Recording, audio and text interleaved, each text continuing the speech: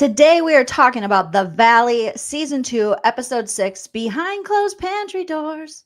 Oh, I wonder if that's what they were trying to do. Behind these hazel eyes, like the Kelly Clarkson thing. We got to roast it. We got to recap it. We got to decide who, if anyone, is likable on this cast. What's going on? So grab a beverage. I got a Celsius here. Hopefully you're wearing something very comfy. Smash that like so Ben can start blocking people, and let's get this party started. If you like what you see, come and get it with me. I know you deserve all you want, 'cause your heart's made of gold. But don't wait till you're old.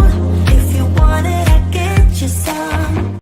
Hello, everyone, and welcome back to my channel. Stand-up comedian, pop culture vulture, and sometimes Bravo television fan Joleen Lunzer here for another Valley breakdown.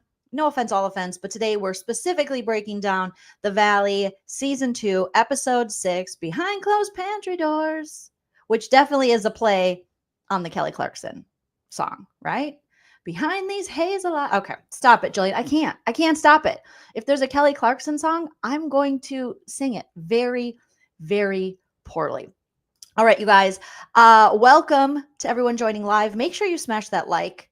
I believe if we get, let's see, who did Ben say that he was going to be?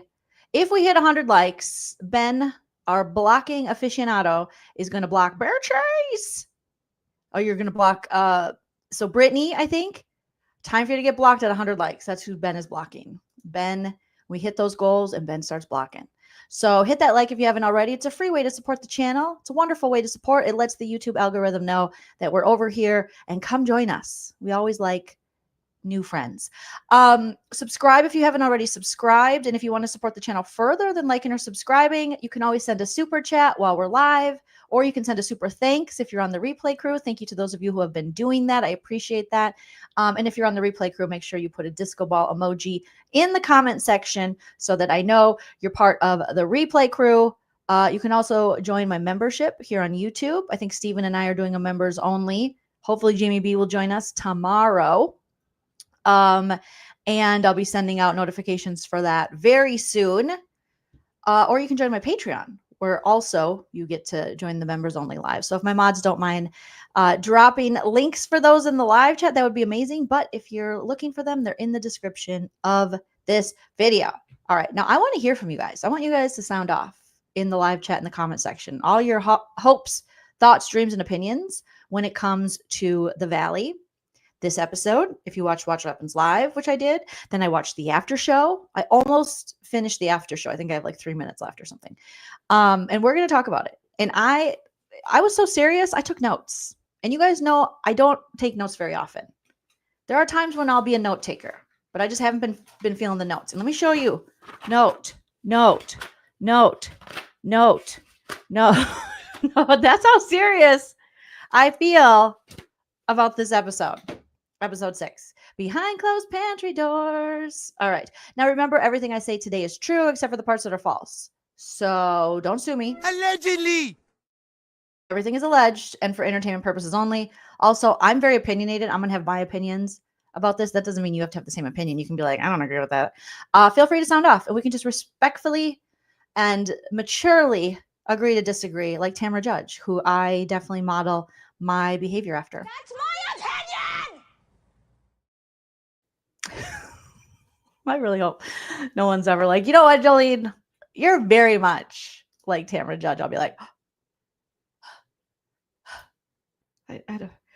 you behaved, reacted to that in a Tamra Judge way. I'd be like, I gotta call the therapist ASAP, PIMP, right, Rosemary? I have so, and I keep going back and forth in my head. So let's just dive right into it. I do have some screenshots. I'm going to try to pull some of these up as we talk about it.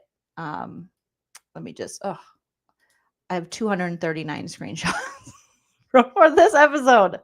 That's how much I was like, what? I was like, this guy. Okay. Michelle's new boyfriend, the new Crazy Eyes. We had a Crazy Eyes in BB 26, and now we got Crazy Eyes on The Valley. This is how I felt watching the show. I felt like that Crazy Eyes. Aaron. Honey Aaron. Honey. So thank you, Lisa. Good to see you. So you guys know, I want to know what you guys think. All right. We get right into this episode and we're right back in Santa Barbara and right back to the drunken fight where everybody's drunk and everyone's mad at Danny, but they're taking it out on Nia. Very interesting. The Valley, season 2, episode 6, Behind Closed Pantry Doors. The Santa Barbara trip comes to a dramatic end as Nia fights back against Brittany, Jasmine, and Janet. Michelle was there too. Back in LA, Jesse seeks guidance. Oh my God, that life coach, Scott, don't waste your breath, Scott. Go get a client. I mean, I guess take his money, but it's not working. Who was his marriage coach? Okay. So Jesse seeks guidance as he hopes to rebound from his wine country fight with Michelle. No one is even talking about that anymore because now we're on to this new fight. Okay. All right. So right away we have beer cheese. They're in the bedroom. They're fighting. They're mad. Nia's there. Nia has walked in. She has heard her friends talking behind her back about Danny's drinking. All right. And Nia's just like, what? What's going on? And Brittany's like, I'm sharing my entire life. I'm showing my entire life. And you know, I am definitely team beer cheese, team Brittany when it comes to Jax all day long. But this episode of Brittany, it was rough. It was rough. But I am going in it with the mindset of all that she's dealing with Jax. But we'll get there. Okay. So Janet's there, Nia's there, Britt's there, Jasmine's there, Zach's there. Zach says, and Zach, why is Zach making good points? Why is Zach making good points? Legoland head is making the points. Zach says, you know, Brittany, think of the times you protected Jax, Britt, because this is the situation that Nia's in, and we'll dive deeper as we go. But and I'm like, yeah, I think most people can relate to, you know, kind of covering for people, especially when you're dealing with people who may or may not be dealing with substance abuse issues. All right. Jasmine says it's not that. It's that Britt's life is on display, like Melissa Gorga, each and every day. And to the max. She said to the max. And the one time Brittany questions another's life, being Nia and Danny, about one little thing, they can't talk about it and it gets shut down. And she's, I'm showing my entire life. I know, but leave it to a gay man to get me to side with a man on Bravo, you know? Not fully. Here's the thing. Why couldn't we just have said this to Nia at dinner? Why are we in the room yelling about this? I understand Jasmine's frustration with Danny, his drinking, and what Danny did to her and her fiance.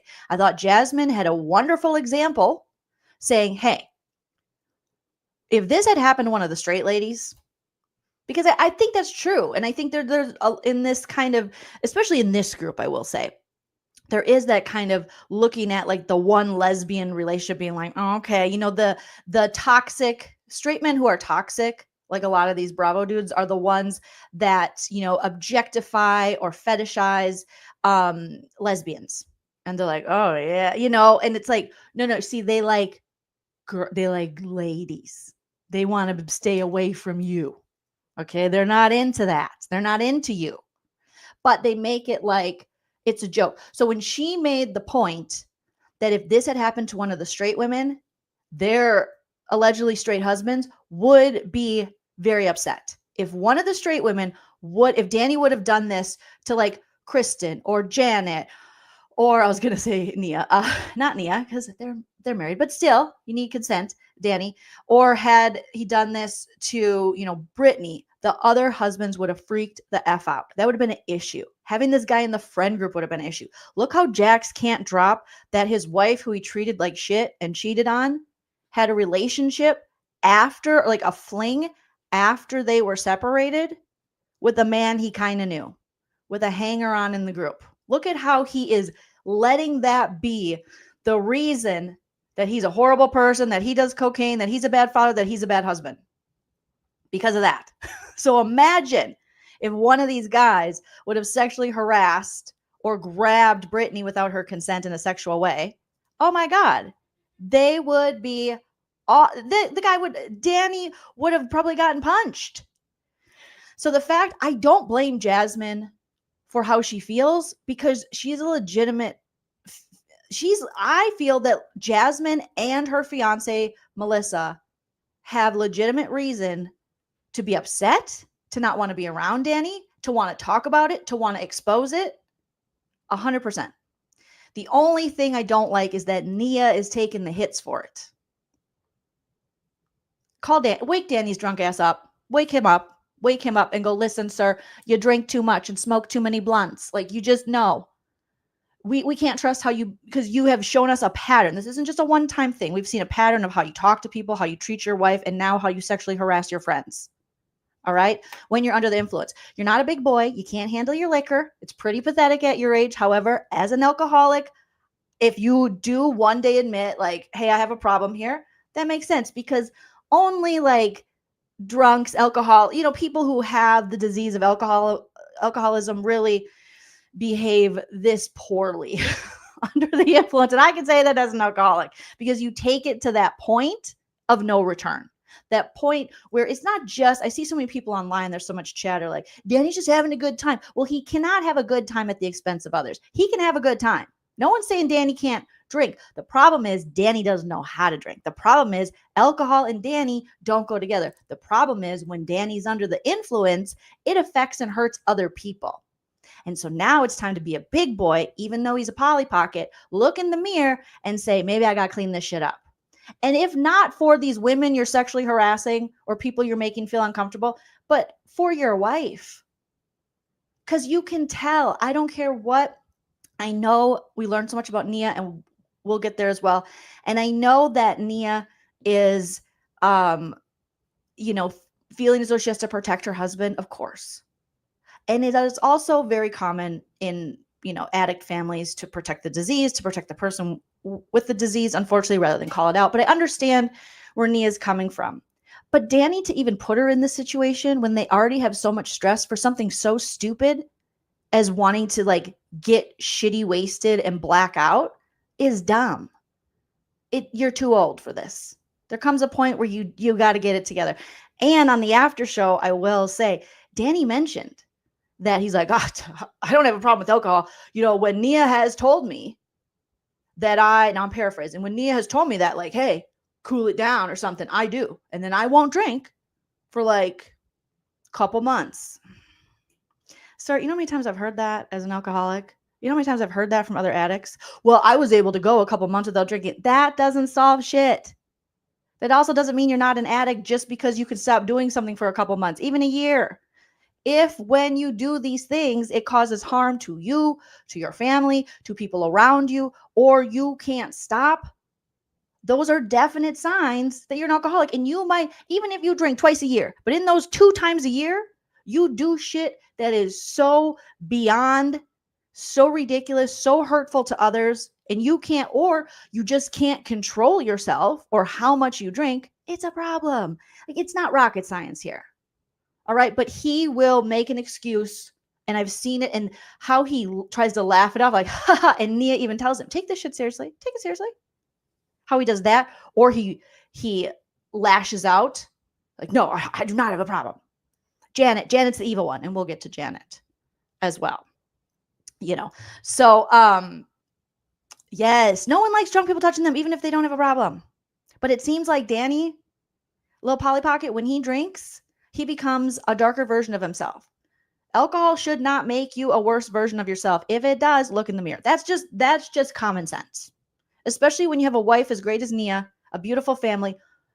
Why would you choose to throw it away or put them in precarious situations where Nia's doing this, or Nia has to check him? Because it seems a lot of times Nia almost is speaking to him like he's one of the kids because, he's behaving like a drunken child. Or why would you drink to the point where now your kids could see a television show where you're acting a whole ass fool? And if it's not a problem, then just stop, because it's not suiting you.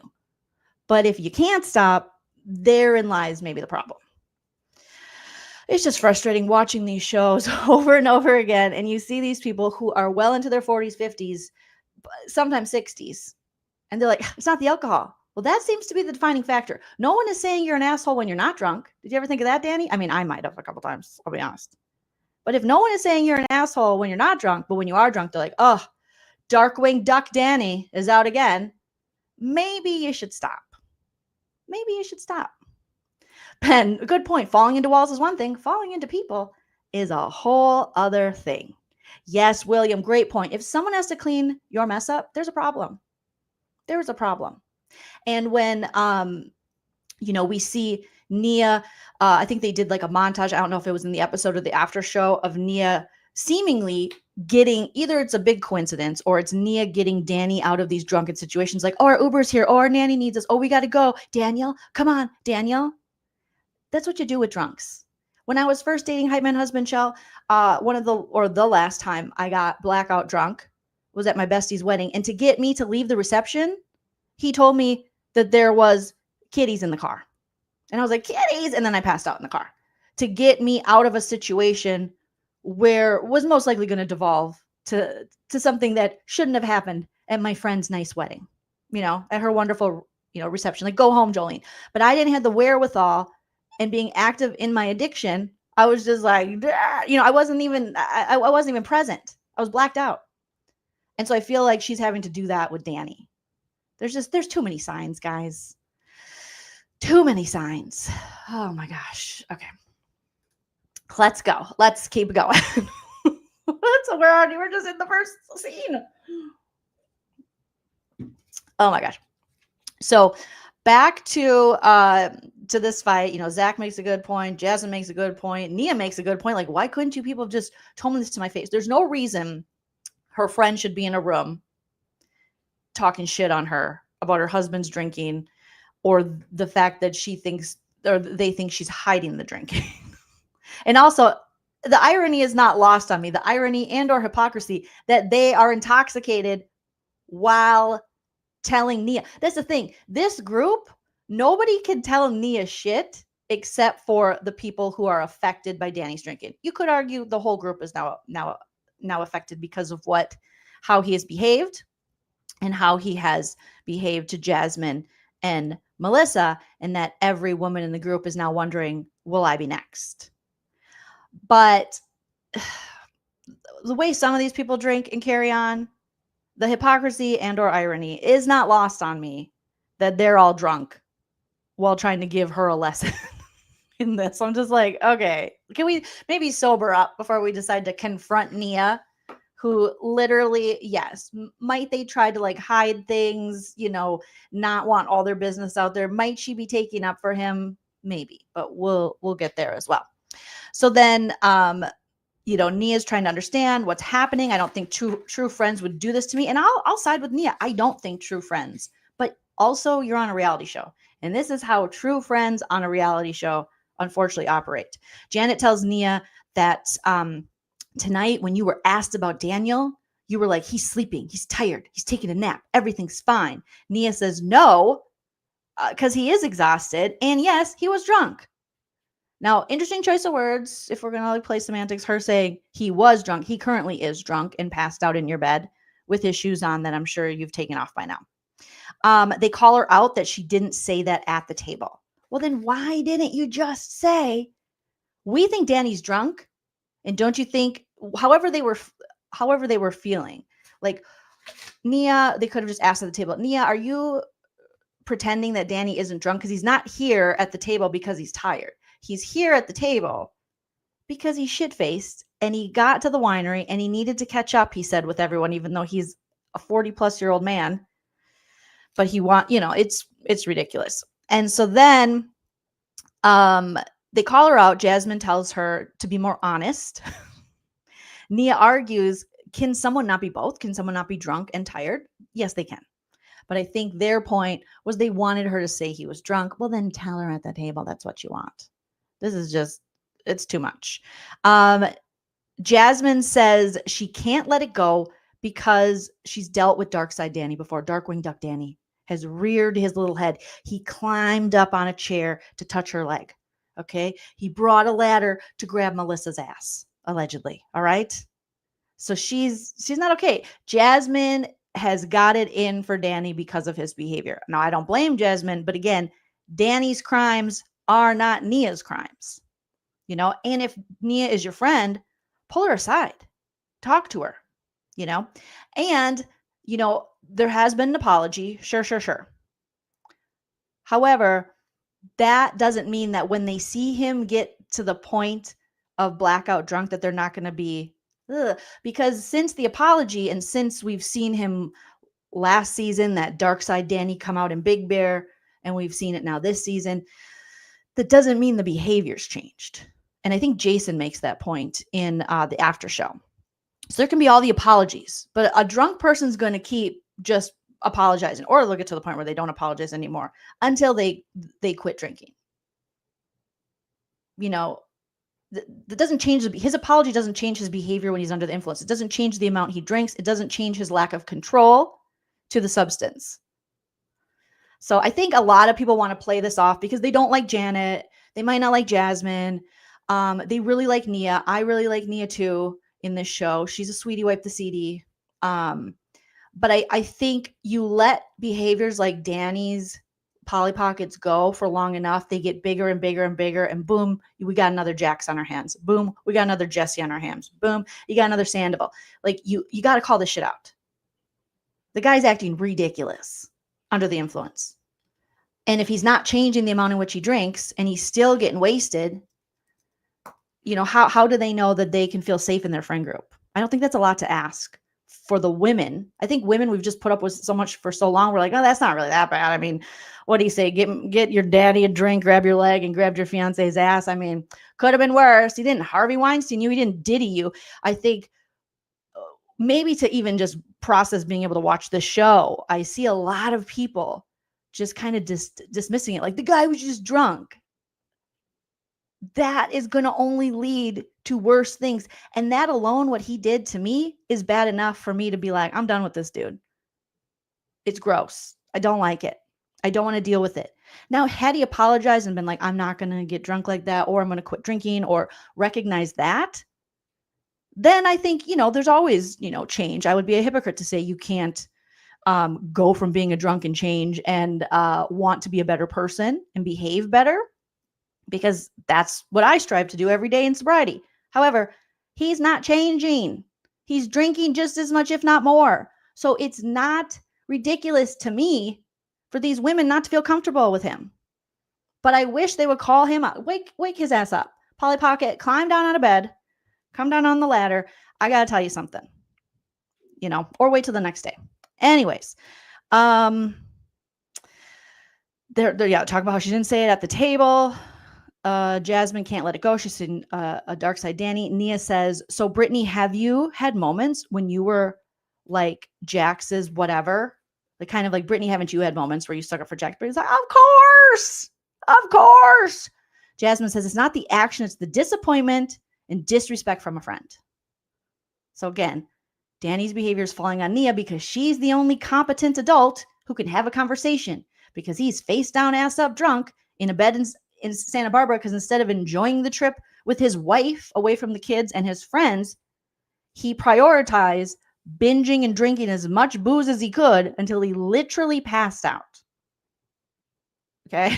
So Nia, I just feel bad for Nia. I feel like this, until they get this taken care of, until he recognizes that he might want to change or have a problem, she's going to be cleaning up for him like he's another toddler. Only toddlers far easier than an adult drunk.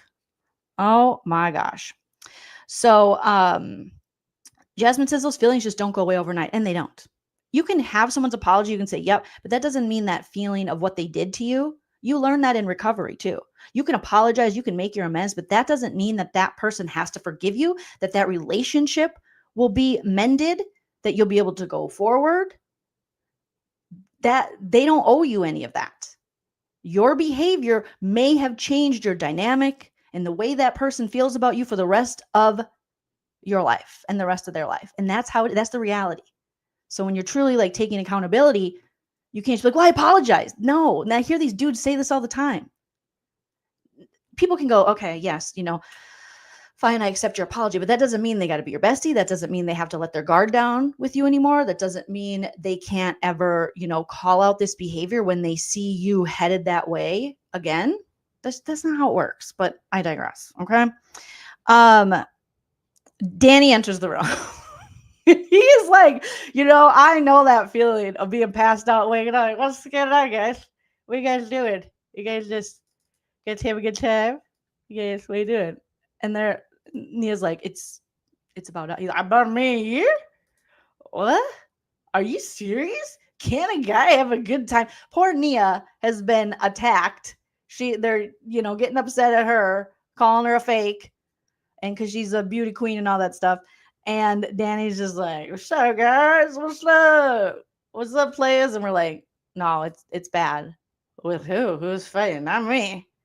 Like, he can't even fathom that maybe him passing out drunk, and when Nia tried to wake him up, she laid on him for dinner, and then after dinner she went in there and checked on him, was finally able to wake him up. He's like, "Why didn't you wake me up?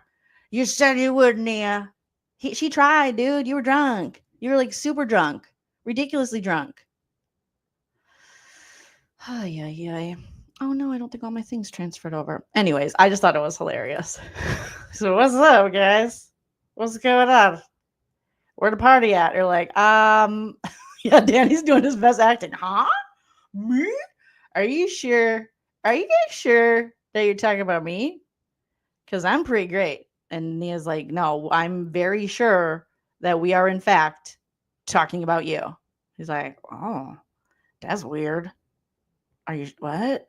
Then we see everyone's like, let's go out into the kitchen. Let's go out to the kitchen. And as they go out there, Nia reprimands Danny because she's like, you're not going to be drinking up a energy drink when we got 3 kids to wake up to. I'm just going to tell you, seeing this through eyes of been there, done that, been in the family of that, been the person of that, Nia has had to take care of stuff by herself. She's had to reprimand him, keep him in check. It's exhausting following around a drunk and trying to clean up all their messes. It's exhausting. As a drunk, I can say that. And as the child of alcoholics, I can say that. Like, it is exhausting. It's not fun for anybody. Maybe the drunk, because they get everything picked up after them. That's why, they always say, don't enable people. Don't make it easier for them, because nothing will change. If nothing changes in their life, why would they change? Why would you go get help for this? So, so there he is. Just, what's going on, guys? She's like, Danny, don't drink. He's like, I'm not even having an energy drink. It's just poor Nia. But I mean, again, it's a lot to have all those kids. It's a lot to have 3 under 3 and now 4 under 4. And you can't drink like that when you have. Somehow Nia was able to drink responsibly. Why can't Danny? Why aren't we asking that question? Why is Danny getting tanked? She's literally feeding these babies from her body. She literally pushed them through her baby door. But he's like, I'm exhausted. I need a drink. Ugh. Like, can you even pretend to be half as strong as your wife? Thank you. Oh my God. Okay. Janine says, does he really have time to drink so much with 4 kids? Well, apparently. But, he makes the excuse on the after show. I don't drink in front of the kids. I don't drink at home. But why make it so that your wife has to, take care of you and be a parent to you, be a mommy to her husband? Drink responsibly. The problem is, I don't think, in my opinion, this man can drink responsibly. I just don't think he can. All right.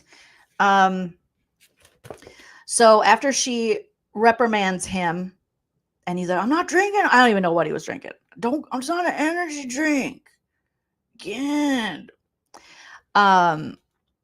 Jasmine wants Nia to acknowledge what's going on here. They have now left the room. Jasmine says she's having Britt's back. Jasmine says, we're saying she puts her whole life out there.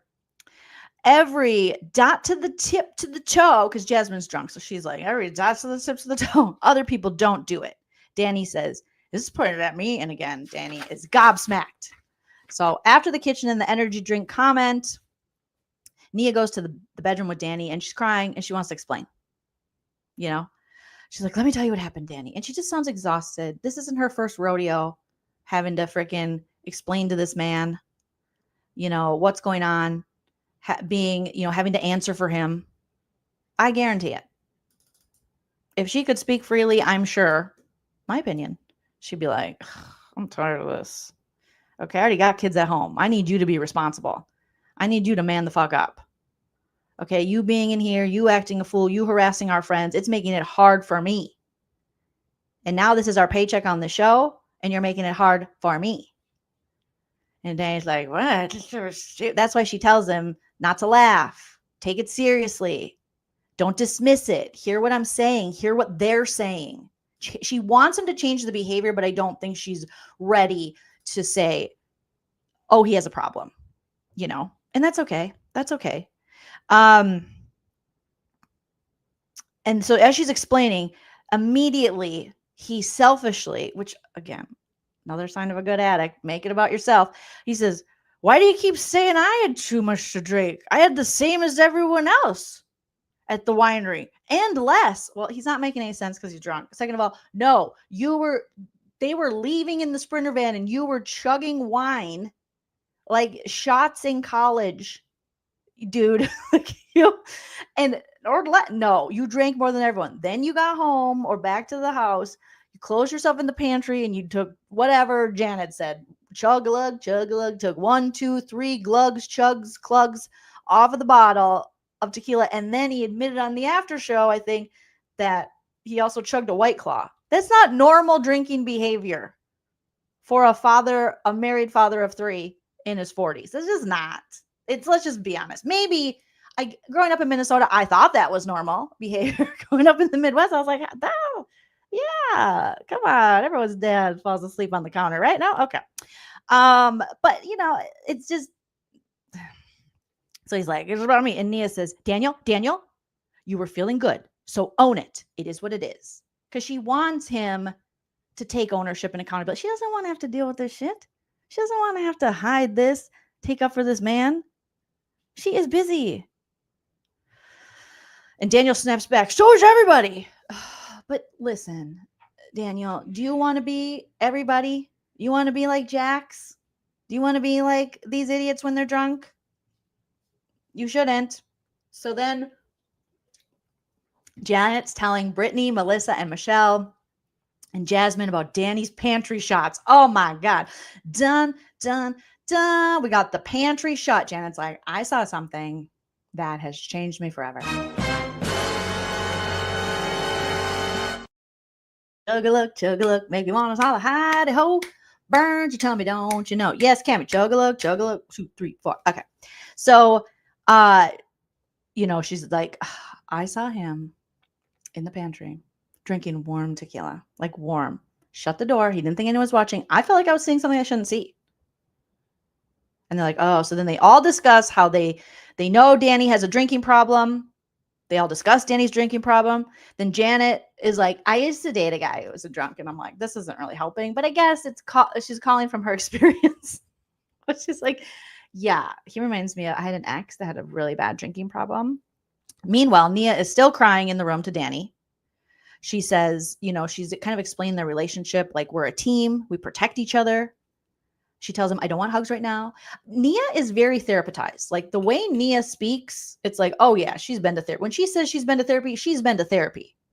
She has had to process some things because she even right now, I need you to listen. I don't need you to be up on me, like hugging. And then she goes, now you can hug me. So don't think Danny doesn't know what consent is, because Nia literally is telling him, okay, now you can touch me. Okay, now you can do this, that, or the other thing. Yet another point that when Danny drinks, he behaves ridiculously and doesn't follow the consent of other women. But Nia, she knows what, when I'm like, oh, she's like, okay, you can hug me now. Nia says that her and Danny, they talk about their issues behind closed doors. Nia's hurt that her friends had talked bad about her behind her back. And I get that. This is why I could never do a reality show, because I don't want to be expected. Here's where I understand where Nia and Danny are coming from. Neither of them should be talking shit about each other to other people on the show. I know you're on a reality show, but that's why marriages on reality shows don't work, because it's so messed up and it's so toxic for married people to be constantly shit talking each other. Now, I'm not saying you don't have friends you can kiki with and be like, oh my God, today. But I am under the belief that for my own marriage and for myself, I keep as many people out of our business as I can. When it comes to any personal business, like really personal, I like to keep things with me and Hype Man Husband Show. I don't want too many freaking yappers going on. Marriage is hard enough. You know, I have the people that I can talk to, that I can turn to, but that's just not how I process things. I am very protective of my spouse as well. So I get that with Nia. And I do understand, but the toxic nature of reality TV kind of draws that out in couples to talk shit about each other. You know, Beth says Nia's nice to everyone. So even if it's all fake, she doesn't deserve any of this from the group. She really doesn't. Janine says he's dealing to cope with what? Having too many babies? I mean, you would think this man, we don't know his story. Maybe he does have some like serious, everyone's got trauma, you know. We know Nia has been, but I understand the relationship. They might not be showing everything because we do see them like fighting maybe when they don't think they're in a scene on the show. And then they're saying when the cameras turn on, Nia's like, oh, he's just tired, this and that, you know. But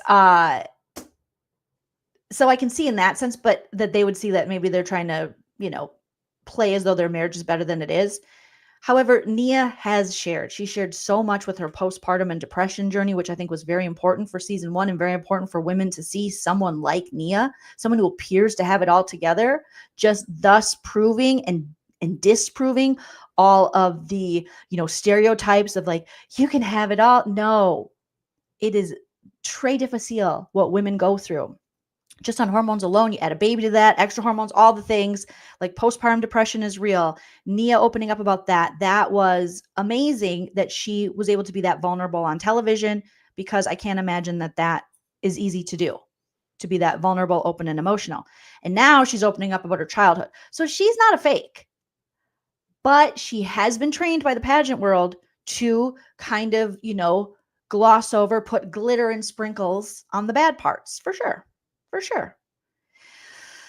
Oh, yeah. This, like I said, this episode was just, it was so much. Thank you, Kelly. That was so sweet of you. Kelly Sandyford, thank you so much. And thank you for the super thanks too, Kelly, on the last couple of my videos. Kelly gifted 5 memberships. Congrats to those who received a membership, and we'll see you tomorrow in a members only. So this is where I really feel for Nia, and I understand that they don't want to put everything on Front Street, but now you're on a reality show. And unfortunately, that's why, like I said, a lot of these marriages don't work out. But I do think you can maybe be on these shows and have boundaries on what you're willing to talk about. But when your husband's acting like this, and Jax is in rehab, you know, so he's not there to take like the freaking light off of you and your behavior. I don't know. So she's just, you know, they're a team. They talked about it.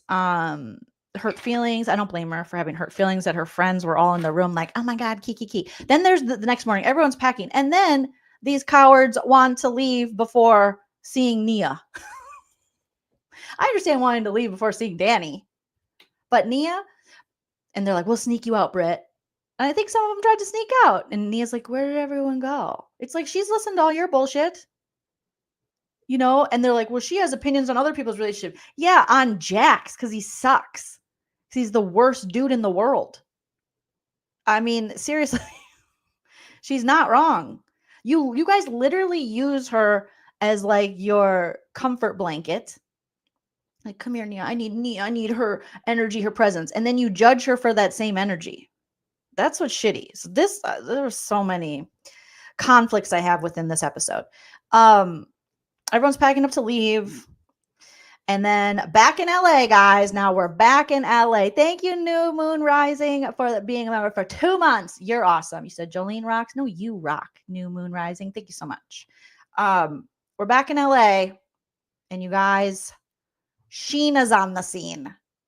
So Michelle goes for a hike at Runyon, because obviously we got to call it back to Runyon. So Michelle goes to Runyon, and Sheener made her way on to, look at how happy she is. She's like, I bought the house in the valley. I married the Australian, but I bought the house in the valley. Vanderpumprules is canceled, but I'm back, baby.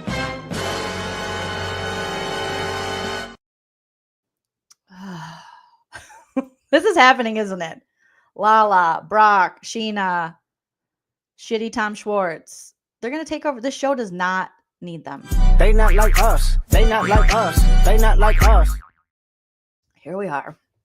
At least Sheena's coming with some information, though. Lala's like, I don't even watch the show. I don't even care. It's like, well, then why are you on the after show? Beat it, nerd. All right. So back in LA, Sheena meets Michelle for a hike and a chat at Runyon. You know, hilariously, they're both, well, Sheena for sure is wearing full glam, full makeup. Okay. And we find out Sheena bought her house in the valley from Michelle, which is like, okay. It's all making sense now. The forethought. They're like, oh, is she on the cast? Is she being rumored to be on the cast? I don't know when Sheena bought her home, had they already filmed the valley? Probably. I don't know. But they probably already knew who the cast was. No, but they're all friends. They're all very, real friends. Okay. So she bought her home in the valley from Michelle. They talk about Aaron and about Santa Barbara with Jesse. Jesse, just real stand-up guy over there, calling the mother of his children, Michelle, a hooker, a lying and cheating whore. Just, a regular Sunday for old weirdo, saggy, droopy doors, Jesse. I think we got a little Jesse clip that we will never forget. Nothing brightens a dark room like light from a window. Time to open the window. Oh, no! Why? Why is this happening? Surprise! My eyes are on fire! Ah! Ah! Ah! Maybe we overdid it a little bit. Droopy drawers. Hey, witness. Thank you so much. Hey, lean team. Oh, no, not Sheena. I mean, Sheena, no. Sheena, no. And it didn't have to be this way, Sheena. You did this. You did this, unfortunately. Could have been so beautiful. Could have been so right. But you put us here, Sheena, and now this is just kind of what we think. We just don't need her. But she's here. And she's got another best friend in Michelle. They not like us. They not like us. They not like us. All right. So Crazy Eyes Aaron, apparently Crazy Eyes Aaron put some boundaries up. He was like, listen, your ex Jesse is a whole ass psycho.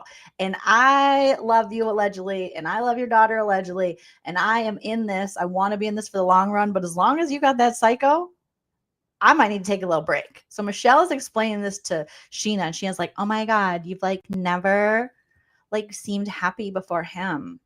I really hope that doesn't happen. He doesn't want to deal with the crazy ex-husband. Now, I'll be honest with you. This is a time where I don't necessarily blame Crazy Eyes because I would not want to deal with the crazy ex either. If I was dating someone and they had a Jesse ex, I'd be like, good luck and God bless. You're going to need an exorcism. Restraining orders. You're going to need a lot here. But I would want to deal with that forever. The toxicity of it. But maybe that's why there should have been a little time from one marriage to this relationship. I don't know. Not saying I'm good at that, but maybe. Bunny says, Crazy Eyes an improvement from Granny Panties for sure. But, I mean, anything's an improvement from Granny Panties. Saggy beige manties. So Aaron might leave, but Michelle's like, I love him. I don't want him to break up. I don't want to break up with him. I just feel like Michelle, you should just be alone for a while because I don't know about these choices. Okay. I'm not sure. Crazy Eyes is freaking me out too. Now Scott comes back. What up, Scott? Former marriage coach to Jesse and Michelle. That didn't go well. Scott's been working on his arms though. Get it, Scott. Now he is Jesse's life coach. So he shows up like, hey dog, hey. And Ben, this guy, yeah. I put that up at the wrong time. Shout out to Scott. Scott, you can only do so much. I'm not even going to say Scott is a failure as a marriage coach or a life coach, because even therapists will tell you there are just some people that you cannot therapize. Some people just, they can't learn. So Scott had some good things to say. He's like, you get in devil mode. You can't let her actions make you react in ways you don't want to be seen as. Because that's what Jesse's doing. It's classic Jax. Trying to blame Michelle or her behavior for him acting a whole ass fool and him being toxic. We might need a narc slayer for this. In every generation, there is a chosen one. She alone will stand against the vampires, the demons, and the forces of darkness. She is the Slayer. So Jesse, in like narc mode, is listening allegedly while Scott's talking. And Scott is saying, no more acting like a dick, Jesse. No more being self-important. You need to hold yourself accountable. And I'm like, ooh, there's nothing these men hate more than being told they need to be held accountable. It's always the bitch's fault. If they can't blame a woman, they don't feel free. These toxic Bravo dudes, if they can't blame a lady, they feel like someone took away their boner. Guess what? I was very impressionable when she took all her clothes off and jumped in my pool. Remember impressionable 67-year-old Tom Sandoval? Who, it's not his fault he cheated with one of his life partner's closest friends. It was that sleut Rachel Rochelle. He would love us to believe it was just her. She took her clothes off. I'm very impressionable. I'm a very impressionable guy. I mean, it says Scott could put the hammer down on me. We will let him. We will allow that. Judge Joleen, are you allow that? I'll allow it. I'll allow it. It's the kind of speculative content we like. So right when he says that, right when he says, okay, Jesse, no more acting like a dick, no more being self-important, you need to hold yourself accountable. Jesse then says, in true narc, toxic, piece of shit man response, he says, no matter what she says and does, yes, Jesse, no matter what someone else says and does, you need to hold yourself accountable, not be a dick, and not be so self-important. Yes, Jesse, because he wants someone to blame, that he is not an evolved human, that he sucks as a dude. Oh my God. That was so telling right there when he said that. No matter what she says or does? Yeah. Jesse wishes there right away too. He goes, oh, I just wish there was an easier way. He wants to find an easier way than being accountable, being, any self-control or reflection. He's like, there's got to be an easier way. There's got to be an easier way than that. So he's like, oh, can I take a deep breath or take a quick run? Everything very short. That's why he went to the ayahuasca.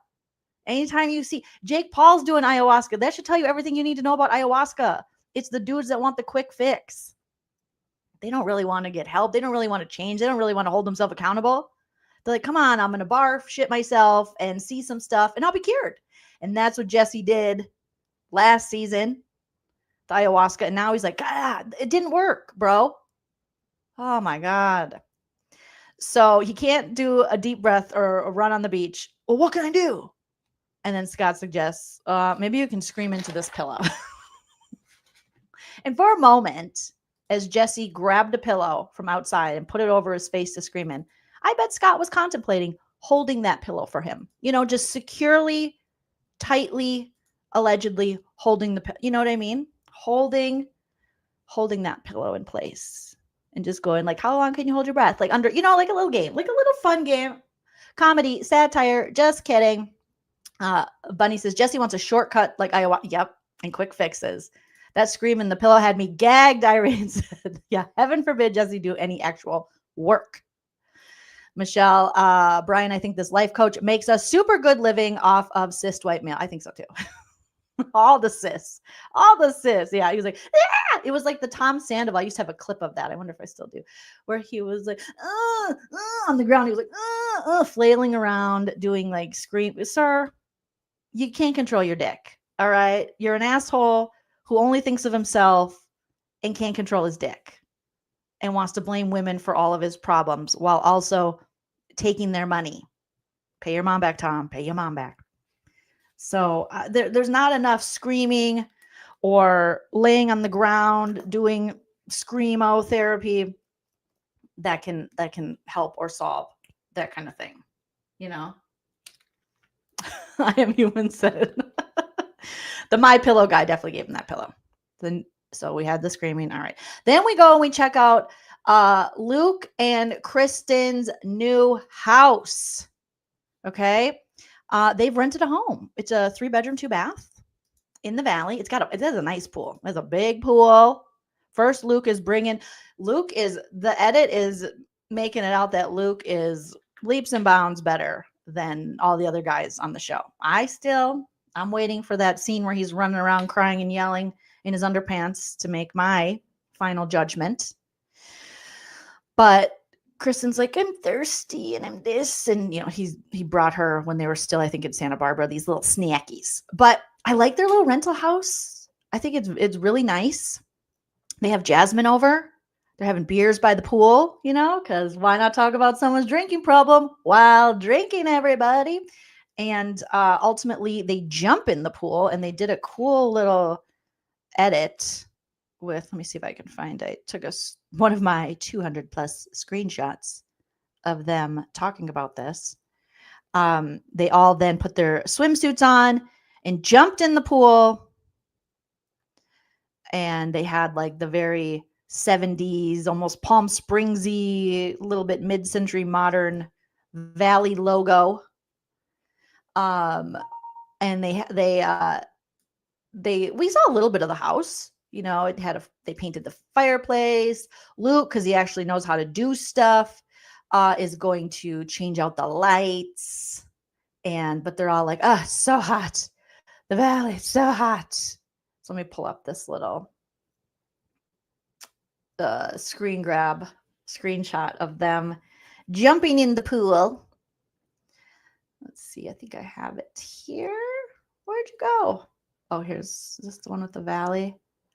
I liked when they put the little valley logo up. I was like, that's cute. I like that. Valley, valley, valley, valley, valley, valley. It's very much Burbank, very much old school, you know, game show kind of logos. And they get them all jumping in. Even before then, you have Jasmine, Luke, and Kristen. This was like actually fun for this episode to see them go, we haven't even tried the pool yet. So they try the pool. But before they're trying the pool, they got to talk about what happened in Santa Barbara. Now, Kristen and Luke are Team Danny, Team Nia all day, every day. Kristen is like, I will protect Nia at all costs. Like Kristen's not playing about Nia. Okay. And unfortunately, that also includes, you know, maybe turning a little bit of a blind eye to Danny's bad drinking. But they sit by the pool and talk about Danny and Nia and Danny's drinking. Jasmine makes a great point that we talked about earlier, that if Danny did this to one of the straight ladies, their husband would have been pissed. The husbands would have been pissed. But since it's done to lesbians and they tend to fetishize the lesbians or not take their relationship as seriously, then, you know, or gay couples in general, now it's different. Kristen and Luke stick up for Danny's drinking. And that's where we're at with that. Now, I think Kristen has points about the Nia situation for sure. But when it comes to Danny, I feel like when you drink a lot, nobody wants to be watched while they're drinking, especially if you like to party. Okay. So if they call out Danny's drinking, they might be thinking, who's next? Are they going to talk about my drinking? Because we know these Vanderpump people, they damn near all have some kind of issue. So, you know, I think there's a little bit of that. So Jasmine's trying to explain, and then they explain, like, we don't think it's that big of a deal. Okay, here we are. I think instead of really recognizing, and maybe we just didn't see it in the edit, recognizing Jasmine's point about the you know, the different reaction to it happening to her and her wife, to Danny's lack of consent and touching women while under the influence and being inappropriate and creepy, how that would go over so differently to the straight ladies. I wish they would have recognized that and discussed that more than his actual drinking or trying to take up for him. Like, he's just letting some steam off. Again, letting steam off shouldn't be you needing to touch another lady's butt without consent or being nasty or sexually harassing someone. So then we go from this, like, you know, jumping in the pool. Everyone's having a great time. We're talking to fucking Kyle Chan. Why is there only one jeweler in all of Bravo? I am so tired of seeing this dude, best friend to Tom Sandoval. Oh, I have had it with Kyle Chan and his nonsense. And yet here we are, back at Kyle Chan's. Just a toxic male apologist right there. You know, maybe trying to hook up with, with these toxic dudes. Who knows? We'll only find this out years later. All right. Kyle frickin' Chan. Hey, Realification. Welcome to the membership. So good to see you. Thank you so much. But I'm like, right? I'm just like so over Kyle Chan. Can we get a lady jeweler or something? Like, this dude just loves a toxic Bravo bro. He loves it. He follows him around. So Luke is there to get Kristen's ring. And I'm like, why would you want to taint it with the jewelry from the best friend of Tom Sandoval? It's the best friend of Kristen's ex. Kyle Chan must have some kind of deal with Bravo or something. But, you know, if you ask the people on the Valley or Vanderpump, they're like, he's our friend. He's our friend. Okay, cool. So Luke tells us Kristen said she'll kill him if he gets a ring that's over 10K, which, yeah, I mean, come on. But he ends up settling on a ring that, and I shouldn't say settling, because he gets the ring that he looks at in the episode, which is $14,000. So there it is. And we'll see the engagement coming up. But he brings Danny with him because they're close now. They're a little pod, you know. You got Nia and Kristen pregnant at the same time. Kristen was talking about in the after show possibly moving to Santa Clarita because Danny and Nia said they bought a house in Santa Clarita. And now, since they bought that house, it's all Luke can talk about is buying a house in Santa Clarita. So here we go. But I think in this scene, Danny has a black card. What do you got to do to get, like, does Danny got it like that? Or is that just something, I don't know. I don't have a black card. I haven't applied for a black card. No one's ever invited me to apply for a black card, but I know it's better than Discover. Okay. I don't know what are the prerequisites for the black card, but he pulled it out, I think, kind of like, Luke's like, oh, you're going to pay for it. I think for a minute, Luke did think he was going to buy that ring. Right, Bunny? The men apologist bingo card is complete with Kyle. It's a complete. Mm-hmm. Lisa says, of course, Nia could have any man. Oh, yeah. I mean, Nia's wonderful. She literally seems to be a wonderful freaking person. She's lovely, vulnerable, smart, sets her boundaries, but she's got to take care of this baby man, Polly Pocket. Brian said, to be fair, no one saw Amex black card. Oh, it was just said. We didn't see it. You're right. You're right. Oh, God, I got to look into the church thing you guys told me last time, and I forgot about it. I got to remind myself. Look into the church thing. I even wrote myself a note, and I still forgot. Ay. Maybe the iCarly money. Mm-hmm. And he probably does do well in the voiceovers because, you know, good voiceover actors can make very good money. It seems like he's a good voiceover actor. Mm-hmm. Oh, Melissa coming in with some facts. I used to work for Amex Black Card call center concierge. Oh, fancy. And you have to spend $250K annually on the card. Jesus. Can you put your mortgage on it? Like, what? How am I going to spend $250,000? What am I going to spend $250,000 annually to have it? And that was 15 years ago. Damn. Maybe if you can put, like, pay all your bills with it or something. That's crazy. Right, Lisa, he probably thought that, like when Sandoval paid for James' engagement ring. And he was just, that's how long Sandoval was grooming Rachel Raquel. He's a sick ass. He was like, I'll take James or Rachel. I feel like Sandoval was just trying to bang one or both of them. Is that what the group is called, Mallory? Three Rivers by. I gotta look into that. I know, Michelle. Me too. He's everywhere you don't want to be. He's everywhere we don't want him to be. He's everywhere, Kyle Chan. I'm so over it. Brian says Polly Pocket's family runs Riverside Church in Three Rivers, Michigan. Thank you. I already looked it up, their Facebook, etc. I had time. Brian, do you want to give us a rundown? Or do you want to send me the Cliff Notes? We got some evil doings going on. Let me know. Thank you for that information. That was already some pretty good Cliff Notes. Très intéressant. Okay, so you have this scene, boring. And they actually was cute. They asked Luke, like, when did you fall in love with Kristen? He was like, well, we've been through some stuff, and they play like the package of, we've been through this, we've been through that, stuff with getting pregnant. And then he talks about taking a road trip, 5,000 miles to Indiana. Did he say 5,000 miles?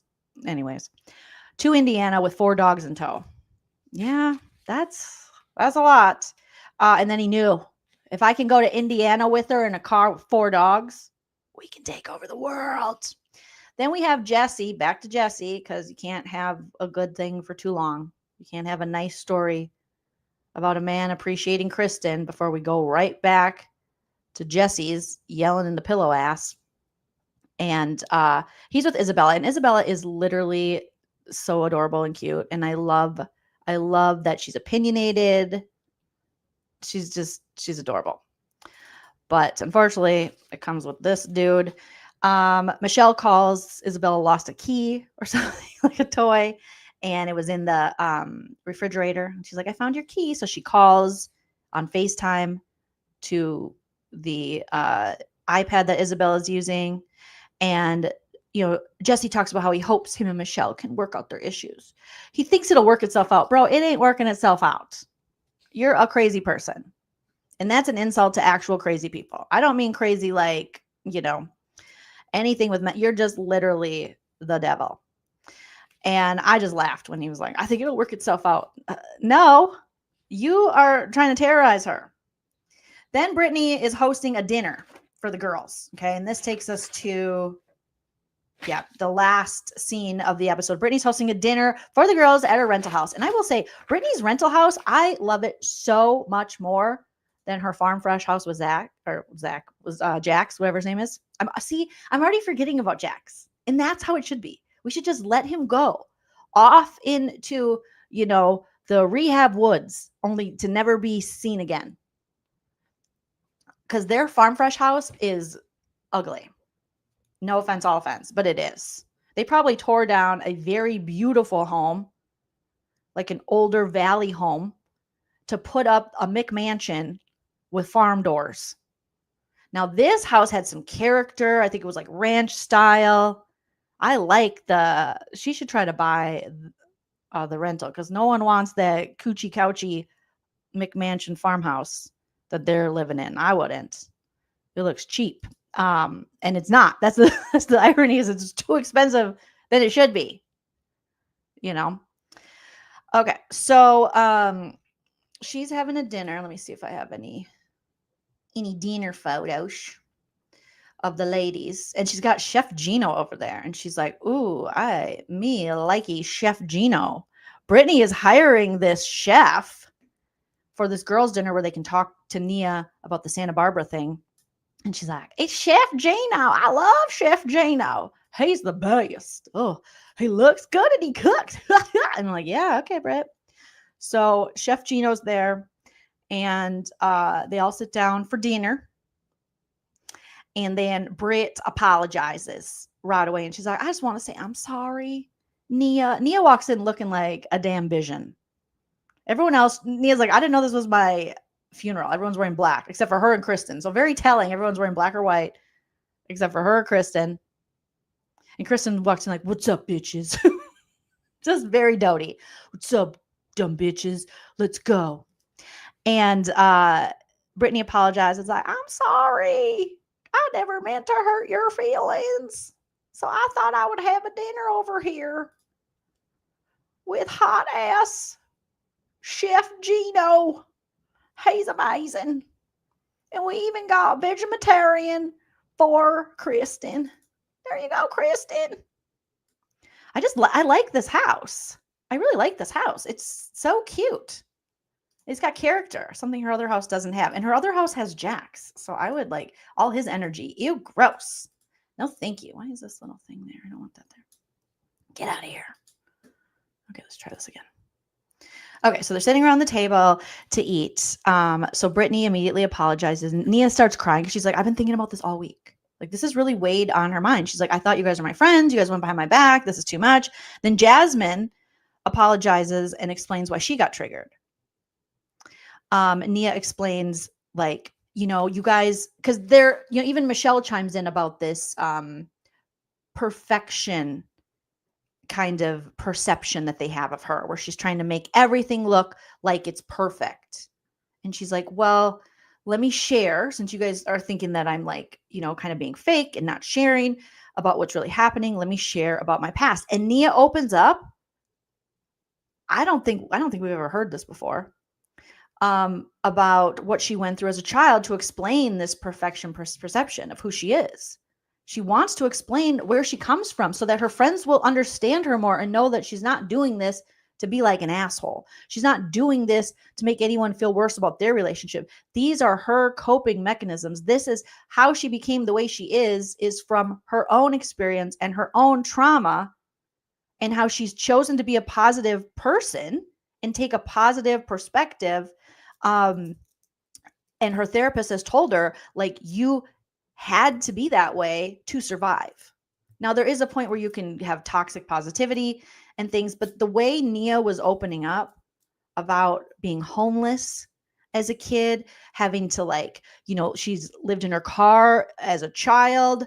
Also, as an adult, she's lived in her car for a period of time, been to shelters with her mom. Her parents divorced. They had to go collect cans and turn them in to pay rent when they did have places. Just that feeling from since being a child, that instability, not knowing where you're going to lay your head, not having any, like, you know, where you feel at home or grounded or safe. Just that the floor of the home can be ripped out from underneath you at any moment. Like, she was sharing all of this, and it explains so much of why Nia, you know, her reactions to things and how she processes things, and her getting into the pageant world, you know, and trying to escape a life of literal uncertainty of where you were going to go to bed, if you'd have a bed.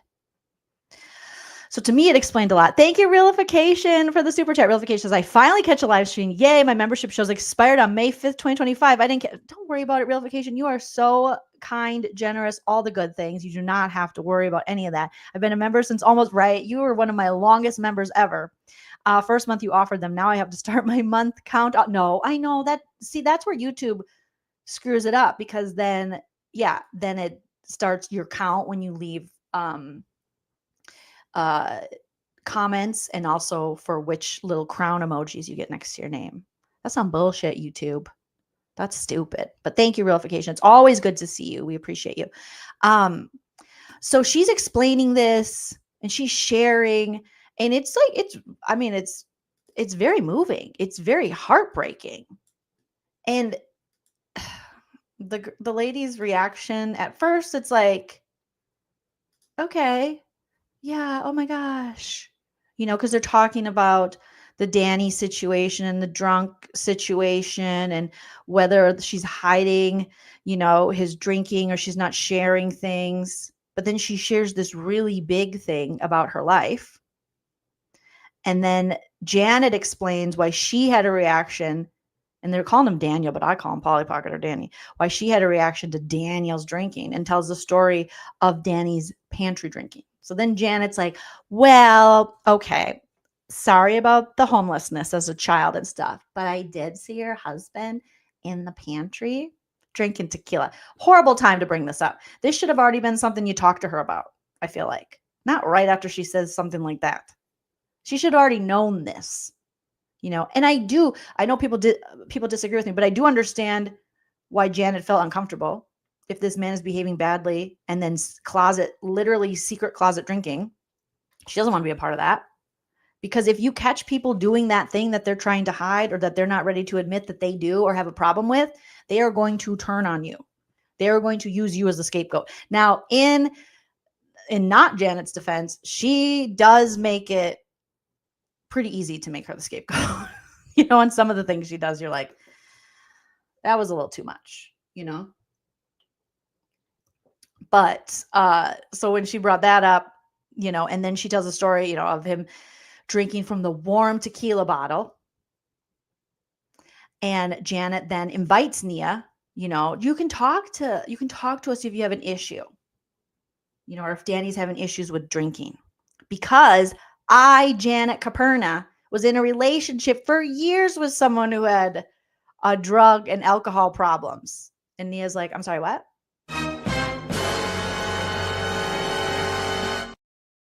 Janet's like, yeah, I had an ex that had drug and alcohol problems, so I know what it's like.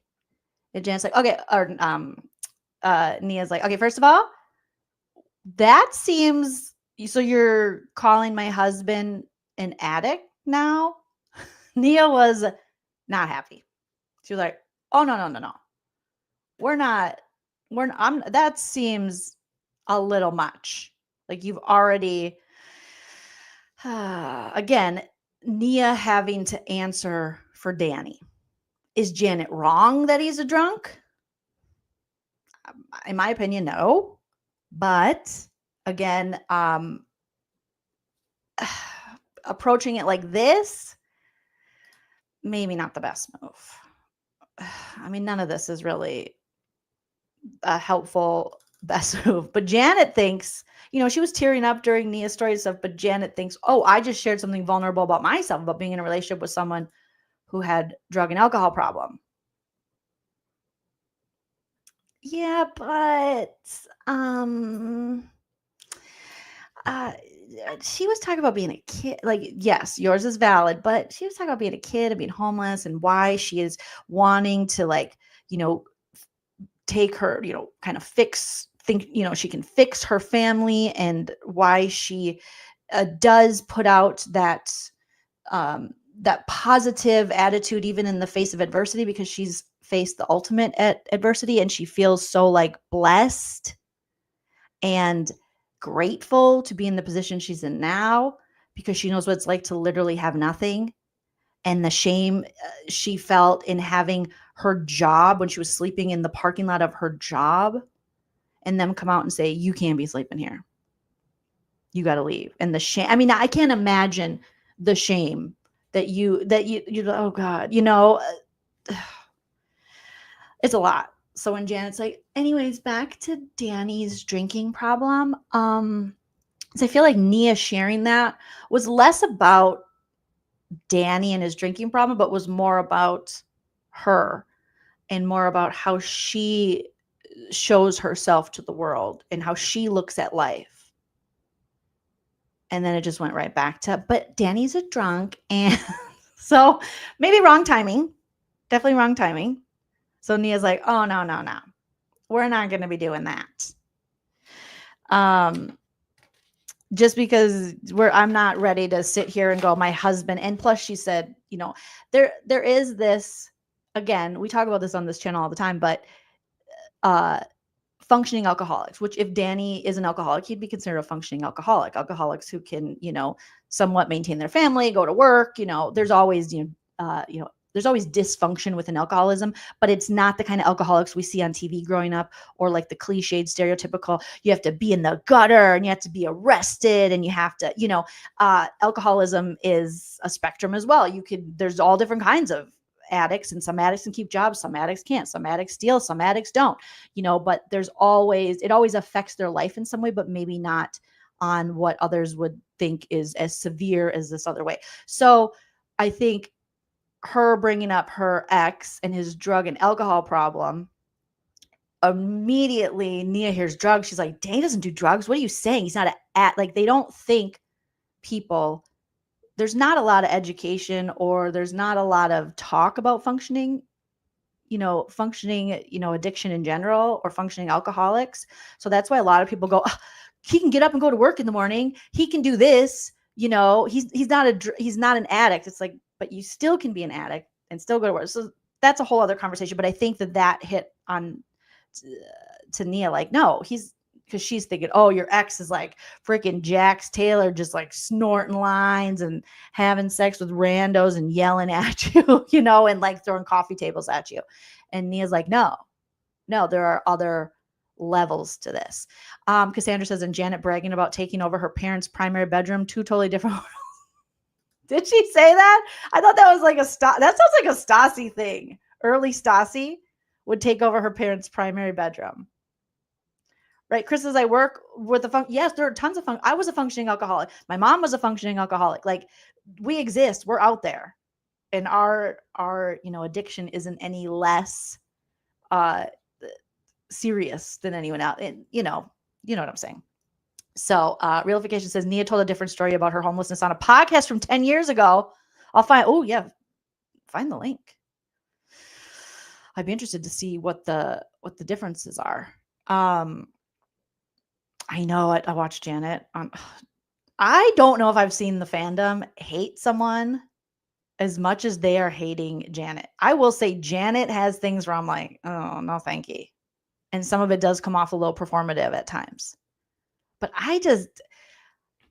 the amount of hate, like, you don't got to like her, but she's getting, like, at times I feel like Scandival level of hate. We got Jax and Jesse to hate even more. You know, so it's one thing to be like, yeah, she sucks, I don't like her, or I don't like what she's doing, or I don't like how she moves. But they're literally, like, that Watch What Happens Live was uncomfortable. Every poll was other direction. Like, 100% says you're wrong, Janet. 100% says what you do is wrong. Nobody. She will get like 5% a poll in the way of her.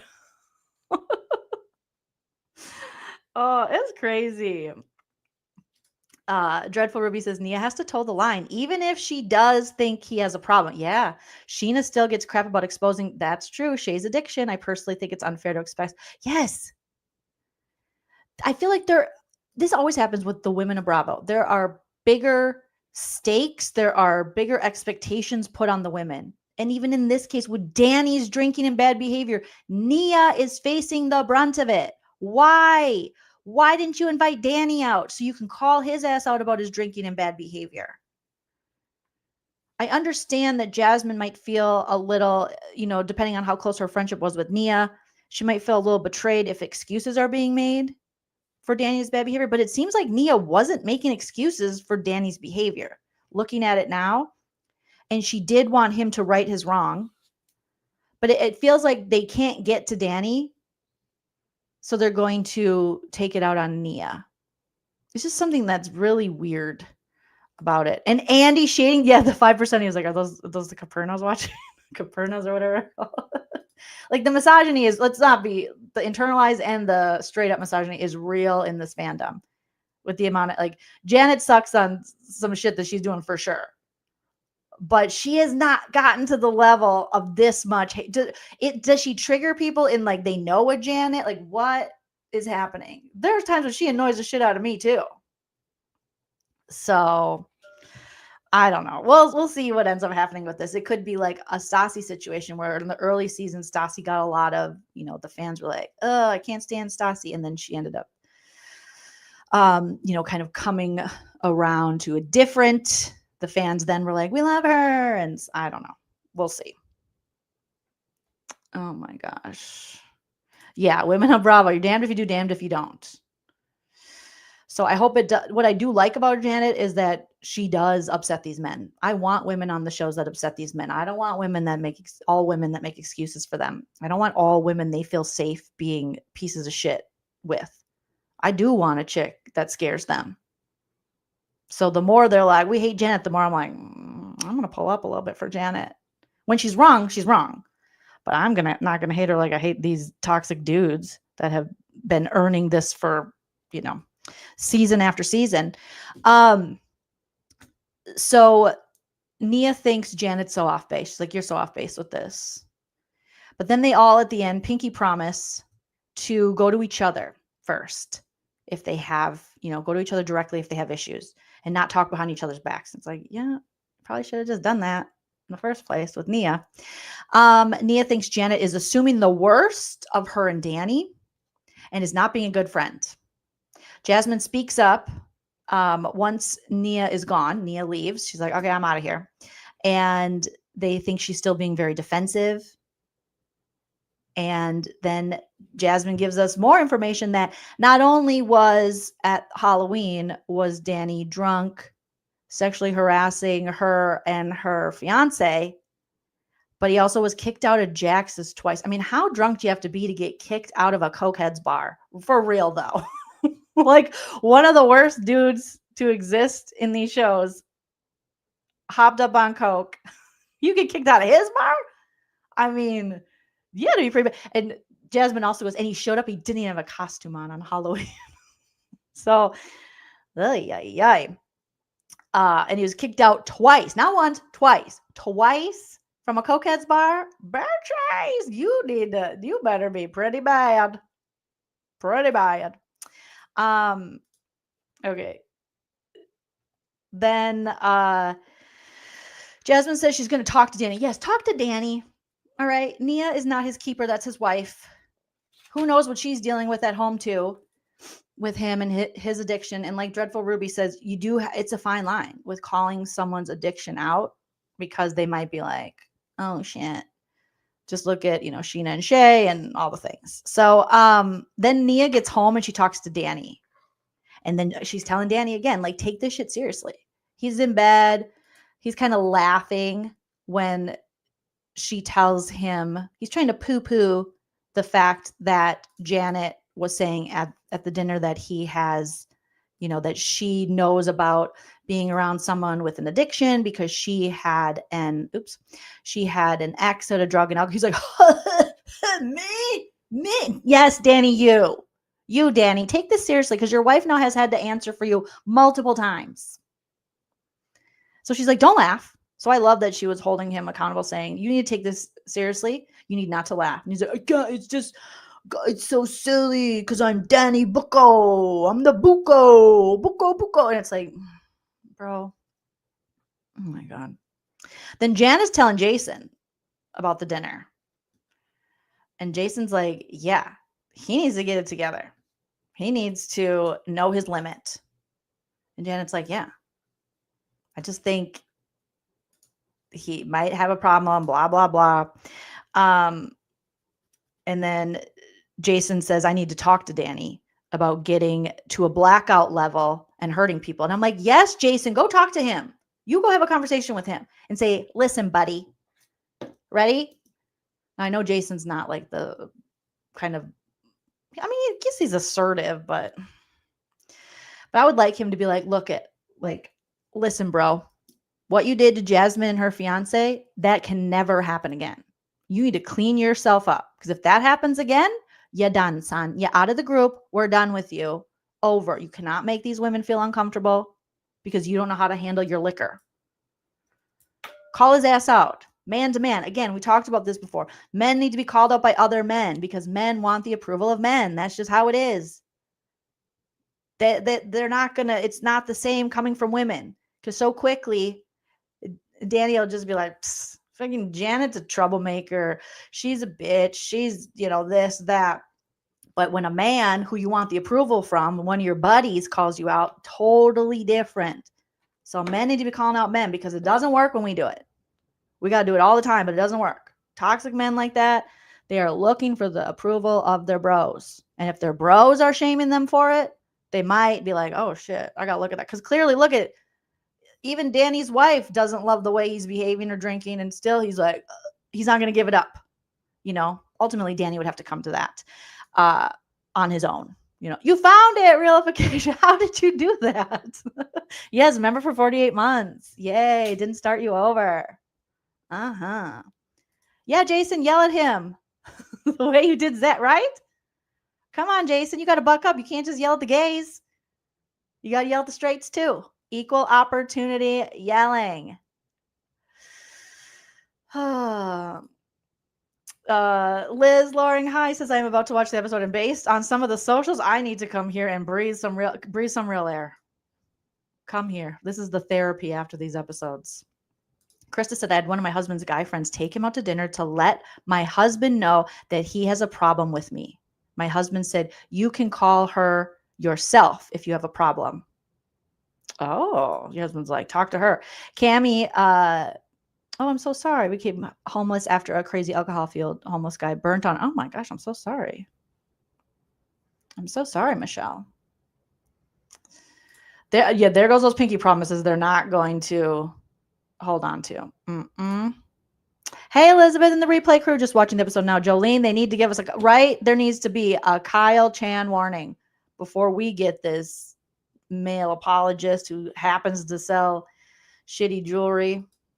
The following is rated TV MALSV. It contains strong language, violence, and nudity. It is intended only for mature audiences. Viewer discretion advised. Discretion advised. So, as Janet's, telling Jason's going to go talk to him, which I'm like, hell yeah. Danny says it feels like the roast of Danny Bucco. No, Danny, that's what we do over here every week. That's what happens over on this side. So the episode ends, and we're going to have more conversations about this Danny situation, his drinking. But when Nia, I don't know if we hit on this, but when Nia leaves the party, we did talk a little bit about that, how they think she's still being defensive. And then I watched the after show. And this is where Janet and company lose me when they're like, I think that Nia prepared this to excuse the behavior. Nia's story didn't excuse Danny's behavior. Nia's story was explaining her perspective and this perfection perspective they've put on her. It explained how she looks at life, how she deals with things. It wasn't explaining away Danny's drinking. I don't think we've ever heard Nia explain it away. I don't think we have. But, oh my gosh. The story, and they're saying the story wasn't relevant. I'm like, that's where you lose me, Janet. The story was relevant. It's relevant to understand your friend. It's relevant to understand how she looks at the world, how she deals with situations, no matter what the situation, when it's difficult. It's relative to how her trauma, and how the therapy she's gone to with her trauma guides her in her decisions in her life. So it's relevant. The after show was not a good look. It was not a good look. And that's where they kind of lose me. And Zach was even like, because Jasmine was saying, I think it was planned. I think she just said that to kind of get out of any responsibility. And he goes, no, you're saying that because someone told you to say that. She's like, no, someone put that in your head. So Zach, like Legoland isn't having it. He's like, oh no, Janet said that. And you can hear now everyone is saying this. So Janet is very good at the spreading of her information and propaganda. She definitely is. All right. It's because they're all kind of now having this. You hear all the women, and then Janet's explaining the after show, and she was like, yeah.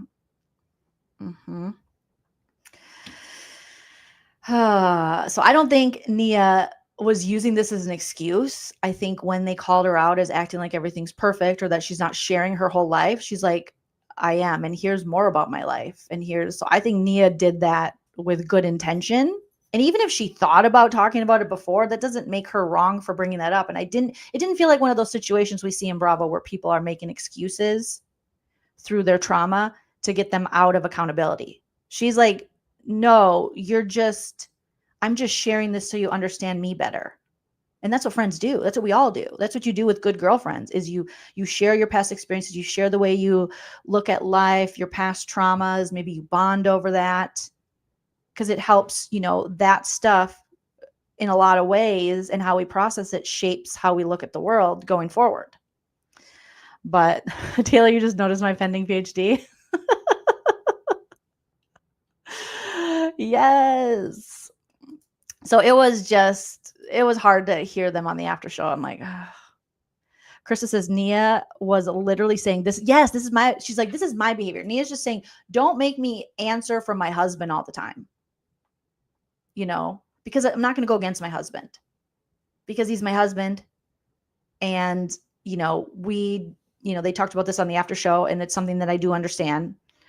That you don't want to put, you are on a reality show, which makes it hard, but you don't want to put all of your shit on Front Street, or I shouldn't say it like that, but you don't want to talk shit about your spouse. You want to have each other's back, but there is a fine line between having your significant other's back and enabling, and with cameras in front of you, being on a reality show. I don't know. I just know in real life that that's how I go in my relationship. Is you're not going to hear me talking shit on my husband to people. That's just not how I roll, because I think I want that trust within us, and I don't want a husband out there who's talking shit about me.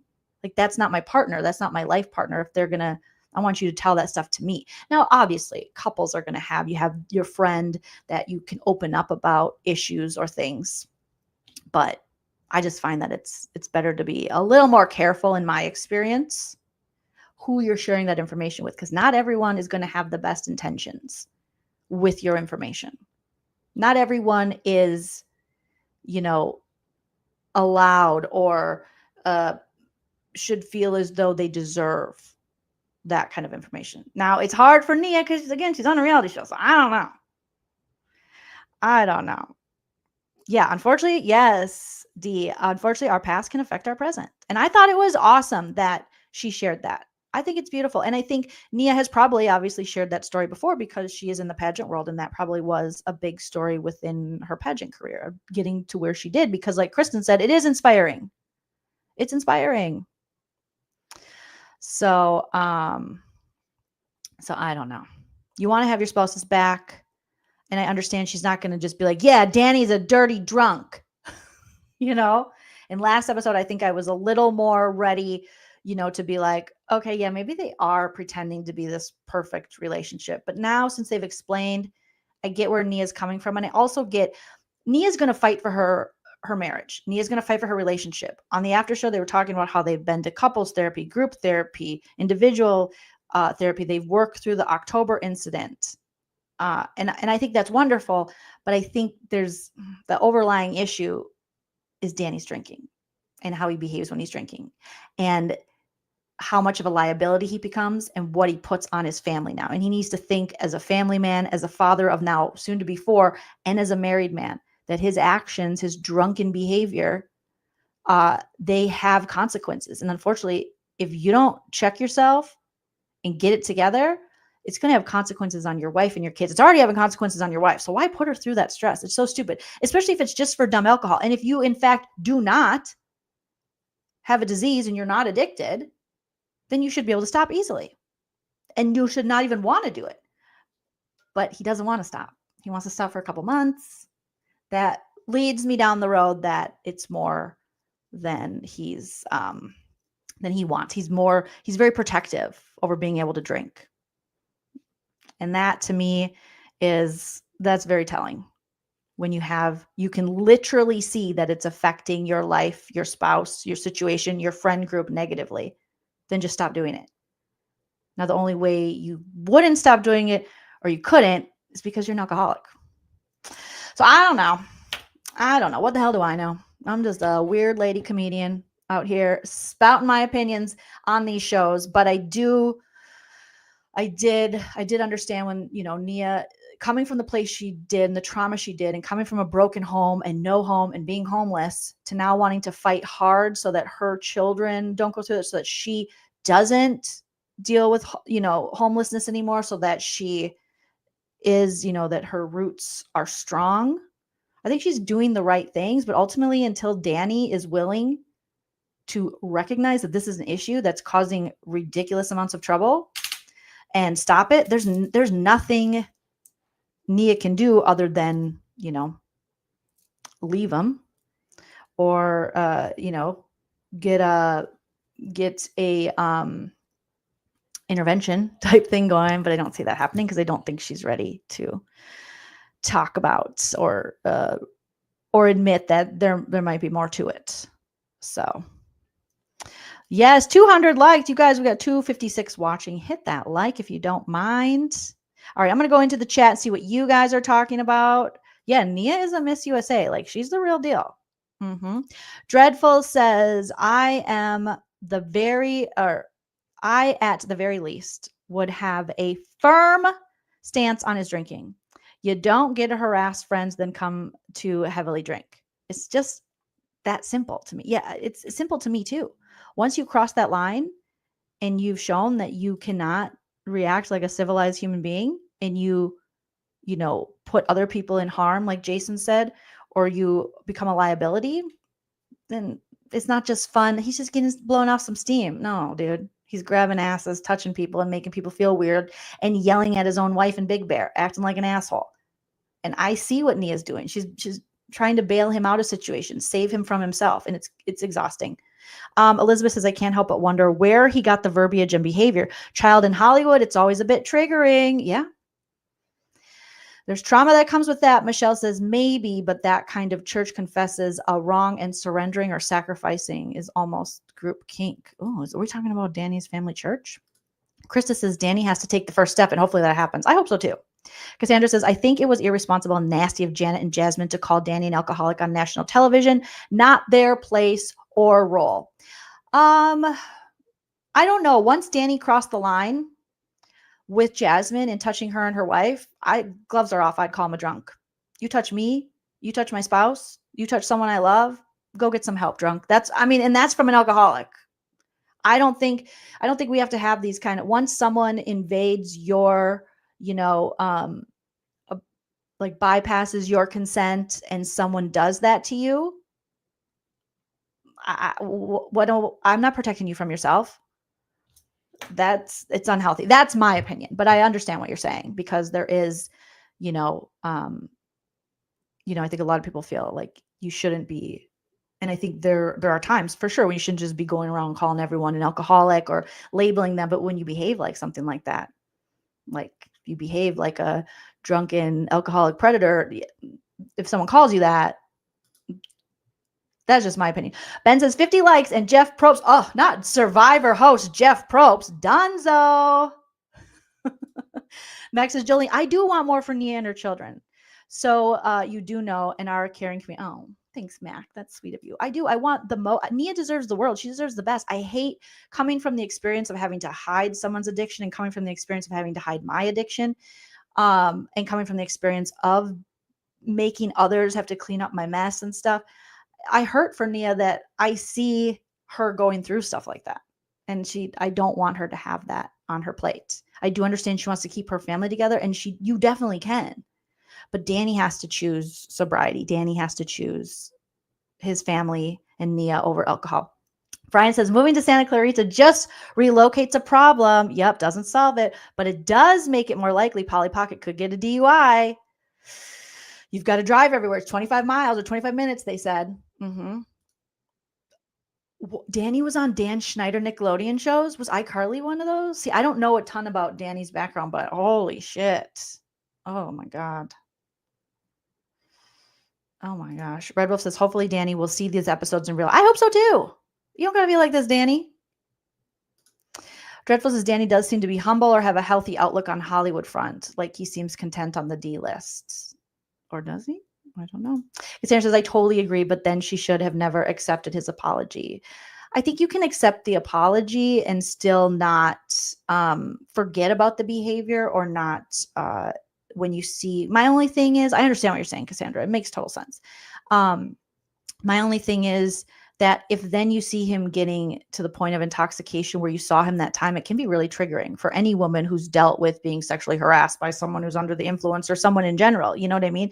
So when you see him, Danny's not going to do that when he's sober, but then you see him getting to the point of intoxication and everyone's like, yeah, it's just fun, Danny getting drunk. And you're like, no, fuck that dude. He grabbed my freaking fiance's ass. He grabbed my leg, made inappropriate comments to me. Like, no. So apology null and void if you haven't changed the behavior that ultimately pushed you to the point of doing that. Because sober Danny, no one has said sober Danny does that. So if sober Danny doesn't do that, then I see how she could be triggered. She might not be handling it a way in which people, Jasmine might not be in a way in which people like, but I don't blame Jasmine for having these feelings. I really don't. Michelle says, even on the after show and Watch Happens Live, Danny doesn't seem to care or understand how deeply stressful this is. No, he laughs about it. And that's why his own wife says, take this shit seriously, bro. Or how it can deeply scare her that her home could feel unsafe or unsafe. Yes. And who wants their husband out there like harassing their friends or anyone? That is not the man you want to come home to, the man you put your trust in. Like, bro, grow up. Sweet C says, I wish Daniel would at least admit, yes, that maybe he's overdoing it. And that's the problem, Sweet C, is he's like, everyone else was just drunk, whatever. But not everyone else is grabbing people's asses and sexually harassing them or yelling at their wives or being ridiculous. You know? Yeah, maybe he's overdoing it now because of the stress of having all the kids and wanting to blow off steam. And say that he should just cool it. Lavender Girl says, I understand Jasmine being mad at Danny, but her taking it out on, not cool to take it out on Nia. No, Nia, again, women always pay for the crimes of men. I swear to God, like that is just, it sucks. But that in society, you see that so much. We will pay somehow, some way. You know? He was only in 2 episodes of iCarly. Yes, Dan Schneider show. Ugh, gross. Ugh. Grossy. Yeah, what if there's a family emergency he's wasted? That's what, literally, she was like, don't drink the energy drinks now. We got to get up for kids. You got to get some sleep. He was only in 2 episodes of iCarly? I thought I read that at first as 2 seasons. 2 episodes? Or was it 2 seasons? Oh my gosh. Nope. No, Max says no forgiveness. But he didn't do it again. He didn't do anything. He went to sleep. But I think the point, Christina, that I see is that, but you still see him getting to that level of intoxication. And then you see him kind of being like, and you're just not going to feel safe. The point is Danny crossed the line. You shouldn't have done that. Shouldn't have done that. Should have got like a babysitter or something. And so it's going to make the ladies in the friend group feel some type of way. But taking it on Nia, not cool. 2 episodes, dreadful. Damn. I thought he was in like a whole last season. They're like, oh, Danny from iCarly. I'm like, 2 episodes? That means like some of the vampires that were in Buffy the Vampire Slayer. Some of like the ones she killed off within 2 episodes have just as much credits on the show as Danny does. Lisa says the Nickelodeon peso from iCarly had a foot. Yes, the PDF file. Foot fetish. Saw a documentary about it.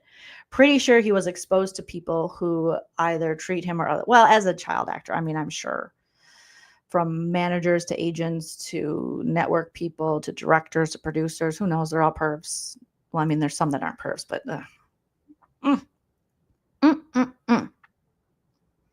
Mallory says it's very clear that Jasmine and Melissa feel uncomfortable. They're not over it around him, especially when he drinks. And I don't blame them. And they don't have to feel comfortable.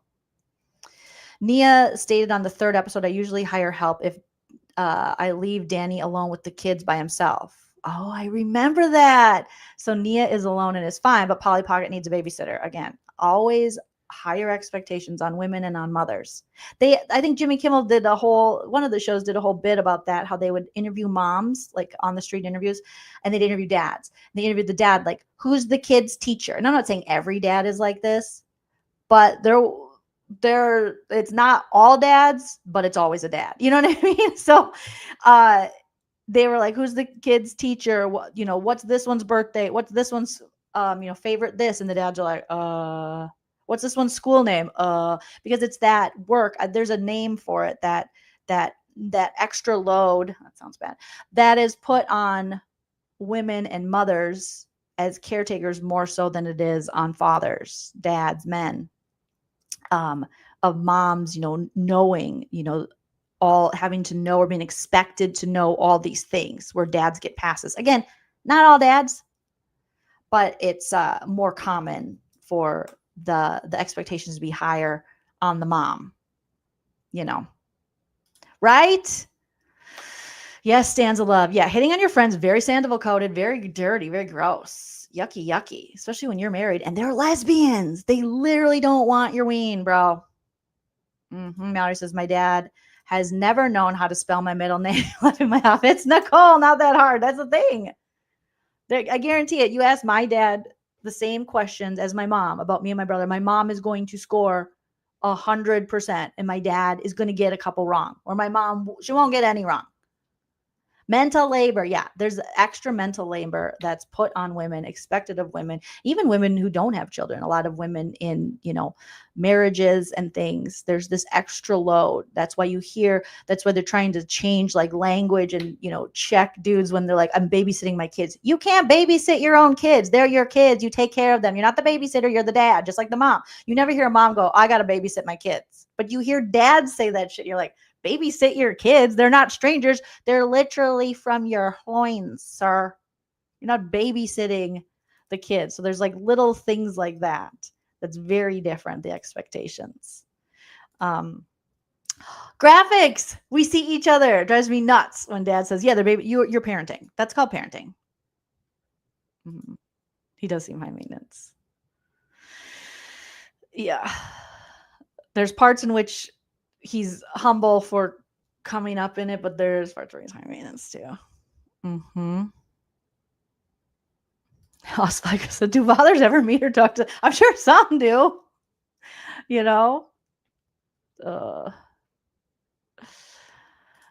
Brian says my dad misspelled my middle name on my birth certificate. So it's Scott. No way, and not Scott. But I do that is so dad coded. I could see my dad doing that 100%. Oh my God. My mom will tell the story of how I turned face down, ass up. Like I went breech at the last minute. She had to do emergency C-section to get me the hell out of there. But she was, had already been in labor. My dad's sitting there. She can't eat anything. She's in pain. Stuff's happening, obviously. And my dad's sitting there watching the Miracle on Ice, and they're serving him like a full course, 5-course meal at the hospital. He's like, it was rough. I slept in the chair, and it's like, what? She literally gave me birth. Oh my God. Both of my parents were very into parent-teacher conferences, I will say. My dad was very into our grades. We got in trouble for bad grades, and we got rewarded with cash money for good grades. So my dad wasn't messing around when it came to school stuff. We didn't have a choice. It was like, you better do well. When it came time for college, I didn't get a choice. It was always, you're going to college, and that's it. And that's the bottom line. So Lady J says, my dad spells my first name wrong. His favorite. Oh my gosh. It's so bad. It's so bad. It's so bad. Max says, knowing the child's school calendar, curriculum, health calendar, sports calendar, allergies. Yeah, times that by your husband and each child you have. Did she say that? Did Jasmine actually say pulling the homeless card? I hope she didn't say that. I hope. Chris Ann says, my dad would spell his own middle name. Wing, wrong. Oh my God, it's supposed to be Wayne. I like Wing. That's a good name. Oh my gosh. Michelle says, extra load sounds like what Jesse had in his diaper. Oh my goodness. You guys are so funny. All right. So that is the roaster recap of this episode. Hopefully you guys had a good time. Shout out to all my super chatters. Say you guys are amazing. Thank you, Kelly Sandiford, for gifting 5 memberships to the channel. New Moon Rising, thank you for being a member for 2 months. Witness, a member for 26 months. Nicole, oh my God. I missed your comment. Nicole says, thank you for the super chat. Says, am I the only one who thinks Danny might be gay? I think so. Because I never even thought Danny could be gay. Honestly, it never crossed my mind. So I don't know. Maybe other people in the chat have thought. I didn't never think that. Realification, so good to see you. Thank you for the super chat as well. And I'm so glad you found your membership. And I need to remember to look into that. Smash that like on your way out. Leave a comment because I don't get to all of the comments when I'm blabbing on and on. But I love to hear from you guys. So leave a comment after the video post. Smash that like. Hit that subscribe. And I will be back very soon with more No Offense, All Offense, more Valley talk, more talk about all the things we talk about. But until next time, you guys, always remember to enjoy yourself. It's later than you think. Bye. If you like what you see.